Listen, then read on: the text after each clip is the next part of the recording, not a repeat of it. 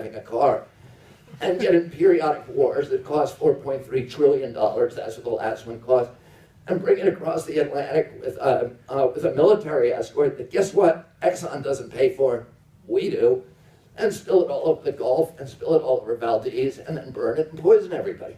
So those costs begin after you build that plant. Once you build our plant, it's free energy forever. And that's what's going to happen if we build out the infrastructure. The government can build out that infrastructure. And we have 1,000 gigawatts of, we use 1,000 gigawatts of power at peak demand in America. 500 of those are carbon-based. So to replace, let's say over 50 years, which is the life of a power plant, you double that to 1,000, right? 2% growth.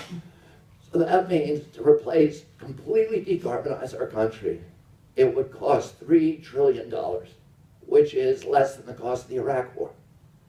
And we don't have to go to war anymore. And I think costs us $4.3 trillion. So it's a good deal for our country. The only thing between us and that is democracy, is the lack of it. And I'll say this last thing, which is this. Just to wrap this up with a ribbon. I've said for 30 years when people ask me, what's the most important thing, environmental law, that you could pass? And I've always said the same thing, free market capitalism. Because in a true free market promotes efficiency. And efficiency means the elimination of waste, and pollution is waste. In a true free market, we would properly value our natural resources. And it's the undervaluation of those resources that causes us to use them wastefully. In a true free market, you can't make yourself rich without making your neighbors rich and without enriching your community. But what polluters do is they make themselves rich by making everybody else poor. They raise standards of living for themselves by lowering quality of life for everybody else. And they do that by escaping the discipline of the free market. You show me a polluter, I'll show you a subsidy. I'll show you a fat cat using political clout to escape the discipline of the free market and force the public to pay his production costs. That's what all pollution is. In a true free market, any actor in the market has to pay the cost of bringing his product to market, and that includes the cost of cleaning up your mess, which was a lesson we were all supposed to have learned in kindergarten. But what polluters do is they use our campaign finance system, which is a system of legalized bribery, to get their hooks into a public official and then get that public official to allow them to privatize the commons, to dump their waste, to externalize their costs, to give them a competitive edge or monopoly control over their space. You know, I love corporations, but they should not be running our country, because corporations don't want the same thing for America as Americans want.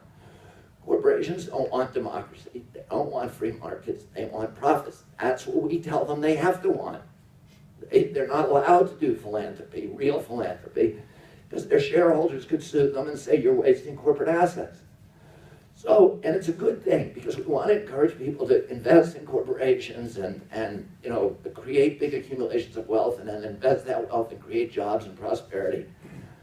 But we should not be letting them run our government. And all of the environmental laws, the 28 laws that we have in our country and the hundreds that you have across Europe, they're all intended to restore free market capitalism by forcing actors in the marketplace to pay the true cost of bringing their product to market.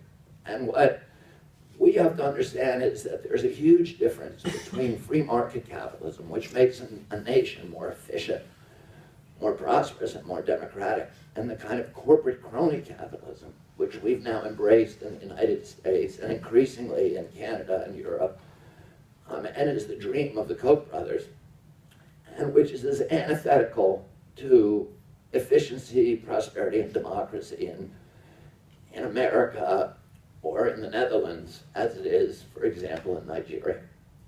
Anyway, I'm getting the word to sit down and shut up. I appreciate the chance to talk, and thank you, President Hope.